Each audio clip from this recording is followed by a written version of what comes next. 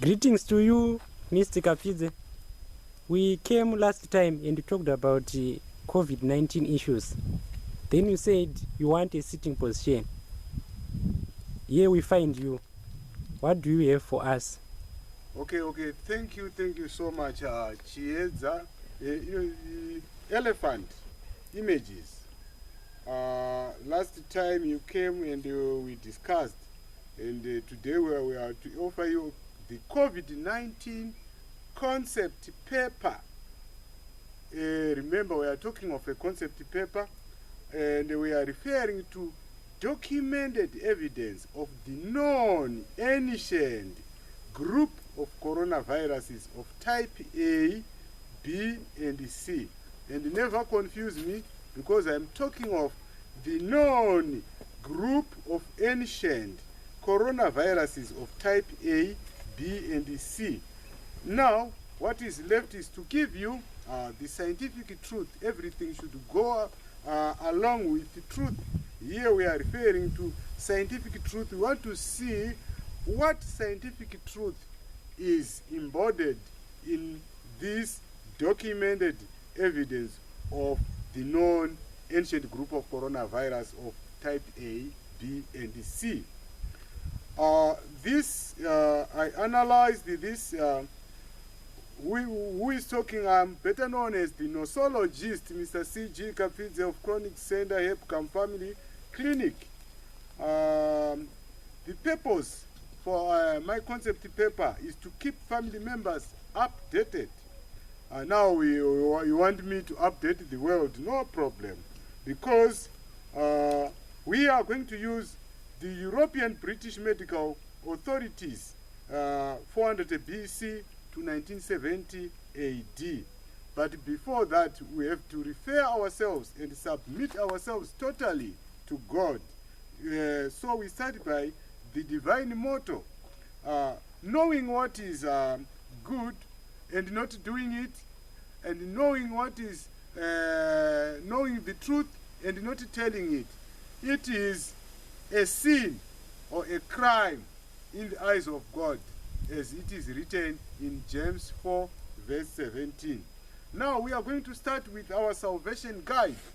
Our salvation guide tells us that since we want to look up for the truth in this documented evidence, only the truth shall set us free, as it is said on John 8 verse 32. Ecclesiastes chapter 1 verse 9 reminds us that there is nothing new under the sun. So we want to see who is correct, Ecclesiastes or us, the scientists who are saying new corona. As we know, God's word reproduces what it talks, as we all know. Now, we go to ethical history. Nothing can be said or without an ethical history. Now, according to the referred to documents, we are told that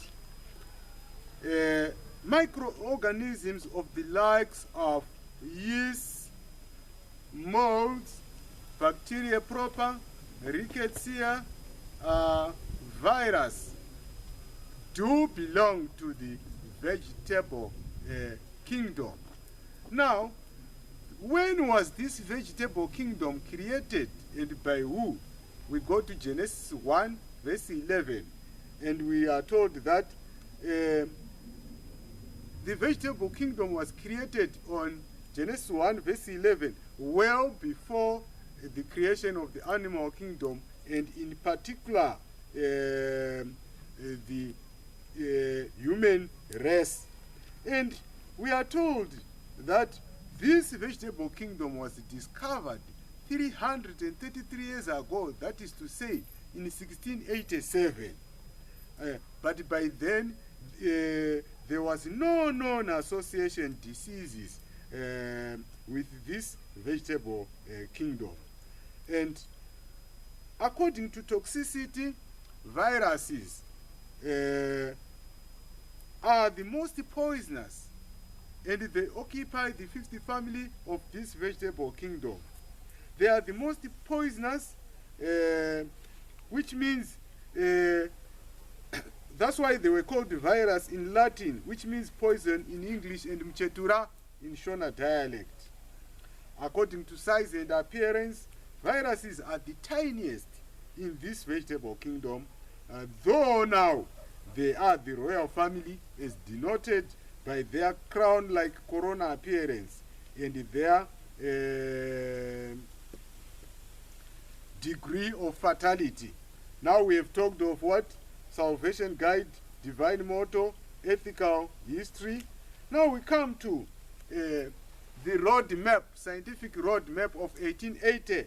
In 1880, we have got the 1880 principles guiding us from straying off from the scientific road. The first principle, which was laid down in 1880, tells us that any proof of any organism as the cause of any disease must tally in with the three-dimensional conditions laid down by Sir Koch in 1880. Second point, to clearly distinguish one variety from another, one type from another. Our rule of law here is to combine shape with the disease, plus appearance and type code, such that you really can come out with the truth at diagnosis stage that it is this microbe which is causing this disease. We go to point number 3. To differentiate varieties of the same type, we apply the nomenclature system. This nomenclature system recognizes use of alphabet and letters of the alphabet and subscripts, e.g. vitamin B1, vitamin B2, vitamin B3, vitamin B6, etc. Now, we must go to the guiding philosophy. Now, we have seen that we have got a road map above there. What happens if we stray off from that road? Right? Our guiding philosophy is saying that if you stray off from any road, and that scientific road in particular mentioned above, no road will ever follow you, but instead the road will continue without you and complete the journey up to the intended and desired destination, but the road will not report your straying off from it. Another dogma which guides us, not knowing the answer to a problem or solution to a problem does not mean that there is no answer or solution to that problem. Now, we have given you the philosophy. We want to see now on this our concept paper on COVID-19 pandemic semester. There are certain unscientific or malpractices that lead us astray. Which are these? 1, never use an alien name to any microbe, as was the case in 1957. We draw a very good example from cholera bacilli, which arrived in what? In Sunderland in October 1831 and arrived in London, Great Britain in January 1832, and it destroyed lives across Europe, America, and Britain,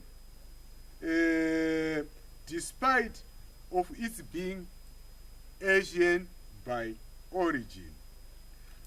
Point number 2, never name a microbe by appearance alone, like saying coronavirus, because 2 microbes may resemble each other in many aspects, e.g. The immunodeficiency virus and the catarrh-producing virus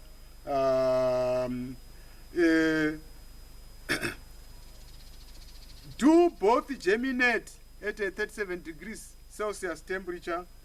They are both round in shape and are both spiked, and they are both characteristic of multiple diseases. So by saying coronavirus, which corona?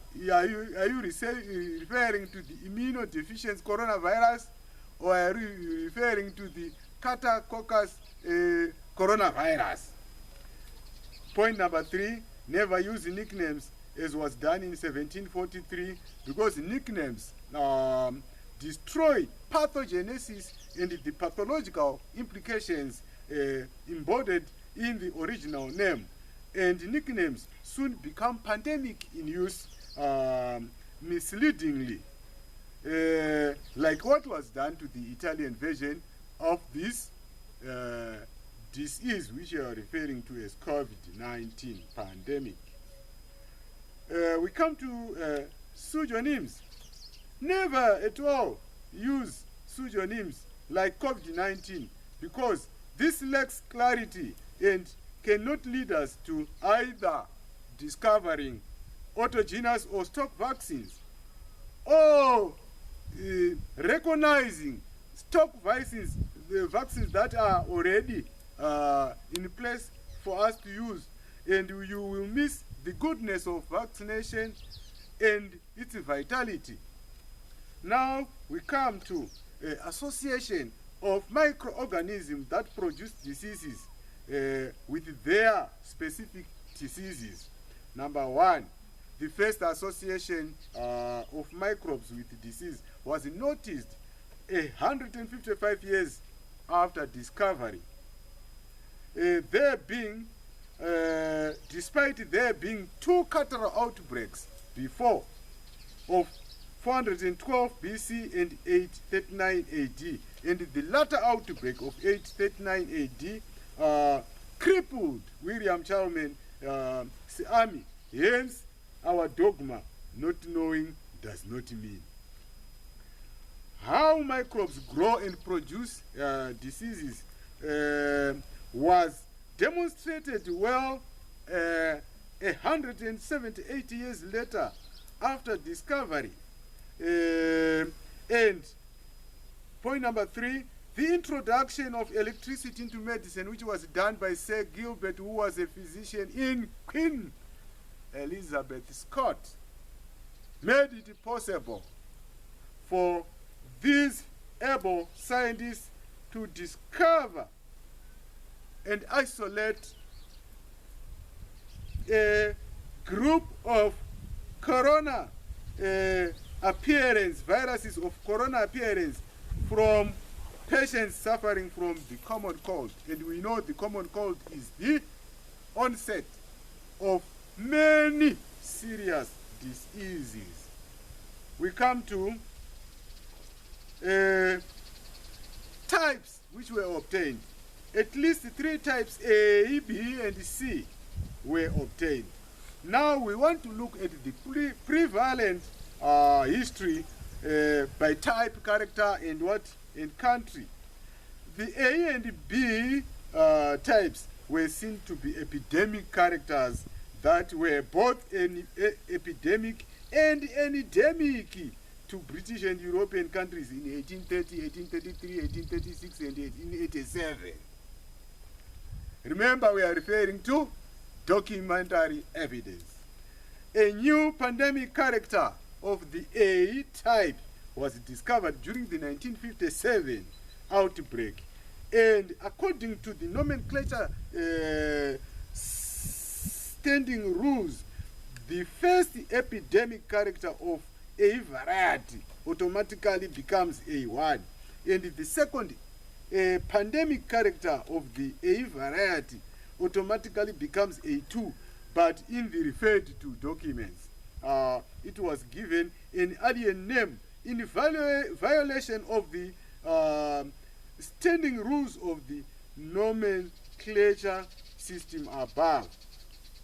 3, pathognomonically, it came to light to the above mentioned medical authorities to hold the responsible, the A2 pandemic variety as the prevalent infection type in the pandemic outbreaks of 1890 and 1918. And this 1918-1919 pandemic outbreak remains the greatest pandemic of all, which claimed lives between 15 and 20 million worldwide, according to documents. And it is in this same light that by all pathognomonics that we also should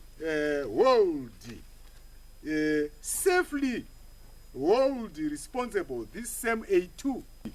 Pathognomonically, it came to light of those above mentioned medical authorities to hold responsible the A2 pandemic variety as the prevalent infection, which played havoc in outbreaks of 1890 and 1918.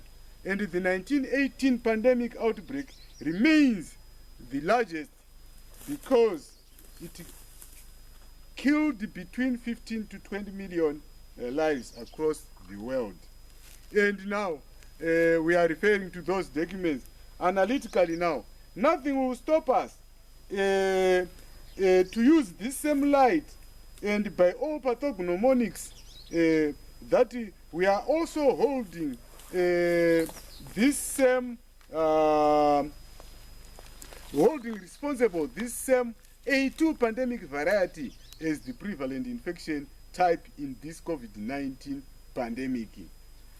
Another point is that in Britain alone, the type CCCVA1, if we are to name it fully according to Chronic Center Hepcam Family Clinic, broke out from the drains and played havoc in 1949, 1951, 1955 and 1956, and the CCCVB broke out as well from its usual habitat and played havoc in 1946, 1950 and 1954 in Britain alone. And in joint operation, CCCVA1 and CCCVB played havoc in 1958 and 1959 in Britain alone. Exciting factors. What remains to be said by us at Chronic Center, being promoted by you, Elephant Images. Hashtag prevalence only comes after onset. This therefore means there is no onset without, there is no onset means no prevalence. Onset only comes in after we have engaged ourselves into at least one of the four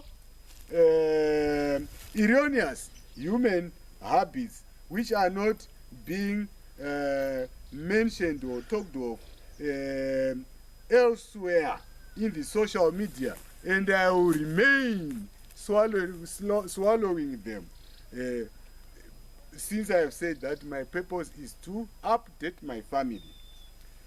Now we come to extrapolation.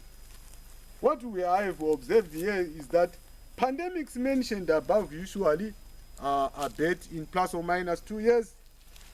Epidemics mentioned above usually abate in plus or minus 1 year. Now, if the 1957 pattern repeats itself, with the characters remaining the same, a new wave will occur affecting Western and Eastern blocks almost invariably. But if character does not remain the same, all countries will suffer variably. Conclusion. For more information, book us using our sender number, which is 0776 388 137, trading as Chronic Center Mondoro Zimcam, the most recent venue for the past World Mid-Term Conference on Climate Change, Chronic Diseases and Hunger, attended by representatives from America, Palestine, North Korea, South Korea, Panama, Guatemala, Congo, Brazzaville, on the 1st of September in 2018, first time in Africa. Pull factors at our chronic center are: 1, dryland winter crop without irrigation; 2, drought-resistant techniques; 3, positive cyclonic rainfall agriculture; 4, natural medicines; and a clear medical clarity on constitutional diseases; 5, geomorphology and geomorphology agro-simultaneous engineering plus critical path analysis. From where the world adopted this now called Pumbudza. Mask up, Zimbabwe.